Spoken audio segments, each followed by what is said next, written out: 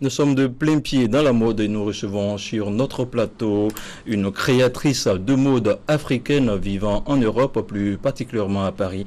Bonsoir Mariétou Diko. Bonsoir Monsieur Koné. Et merci d'avoir accepté notre invitation à Africable Télévision. Merci beaucoup à vous Monsieur Koné de m'avoir invité. Oui. Alors comment se porte la mode africaine en Europe et en France, particulièrement là où vous vivez? La mode africaine pourrait mieux se porter en Europe et en France en particulier, vu qu'il y a un nombre assez important de créateurs de mode, de stylistes, de tailleurs, de couturiers. Mais malheureusement, il n'y a pas beaucoup d'espace d'expression pour la mode africaine en France, ce que je déplore vraiment. Alors, comment créer ces espaces d'expression selon vous? Cet espace, j'ai un projet avec une télé locale en France pour créer cet espace-là, oui.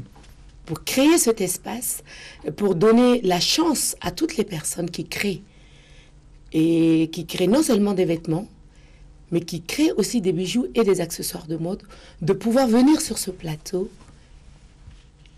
et s'exprimer à travers ce qu'ils ont pu créer. Et ce serait pour très bientôt, d'ici la fin de l'année 2011. Alors, on est de plein pied dans la seconde question que nous avons préparée pour vous. En quoi donc est-ce que les stylistes africains concourent-ils exactement au développement du continent africain? Les stylistes africains ne contribuent pas vraiment au développement du style africain quand on les prend dans l'ensemble. À quelques personnes... je suis très reconnaissante de faire des efforts pour que la mode africaine puisse évoluer, pour qu'on puisse faire la promotion de la mode africaine, du développement de la filière coton et du secteur textile en France, à travers l'Europe et à travers le monde entier. Malheureusement, ce n'est pas le cas aujourd'hui. La mode africaine se porte mal parce que nous avons un plus, nous les créateurs africains. Malheureusement, ce plus-là qui est notre étoffe.